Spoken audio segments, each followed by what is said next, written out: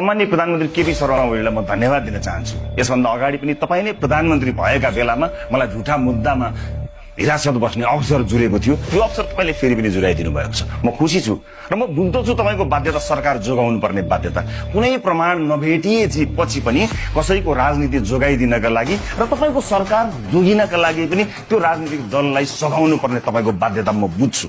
कसैको राजनीति जोगाइदिनका लागि म बलिवेदीमा चढेको छु भन्ने कुरा मैले बुझेको छु र मलाई विश्वास छ आम सर्वसाधारणले पनि बुझेका छन्।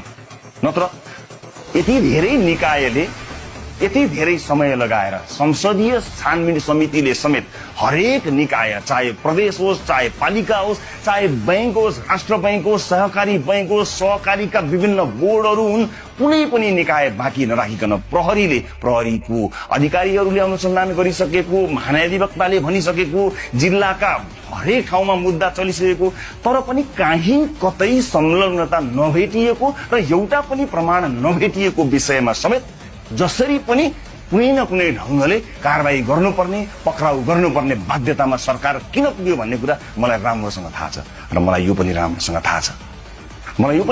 थाहा छ। सम्माननीय प्रधानमन्त्रीज्यू, तपाईले उद्घाटन गर्नुभएको तपाईको पार्टी कार्यालयमा अदालतले प्रमाणित गरिसकेको भ्रष्टाचार गरेको, ठहर गरेको व्यक्तिबाट खुल्लम खुल्ला तपाईले करोडमा होइन अरबमा अनुदान भन्नुहोला, दान भन्नुहोला, लिनुभएको छ, स्पष्ट रूपमा लिनुभएको छ। यो कुरा पनि मलाई थाहा छ।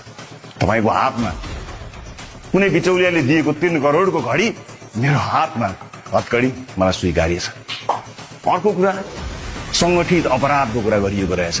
सरकारले मैले संगठित अपराधमा संलग्न भएको देखेछ। हो, संगठित अपराधमा रहेछु म। विदेशमा अलपत्र परेका चेलीहरूलाई बचाएर ल्याउने संगठित अपराधमा रहेको रहेछु म। अलपत्र परेका दाजुभाइहरूलाई देशमा ल्याउन र विदेशमा उहाँहरूलाई कुनै न कुनै सेवा दिने संगठित अपराधमा संलग्न रहेछु म।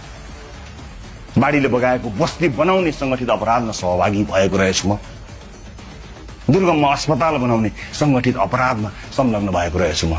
दिनदिनै गरिब दिनदुखी जनताको रिपोर्टिङ गरी समाचार बनाई प्रस्तुत गर्ने त्यो सिङ्गो समय, त्यो 5-7 वर्षको समय म यिनै संगठित अपराधहरूमा लागेको थिएँ। यत्रो अपराध गर्ने मलाई संगठित अपराधमा हुन सके जति सजाय दिनुपर्छ।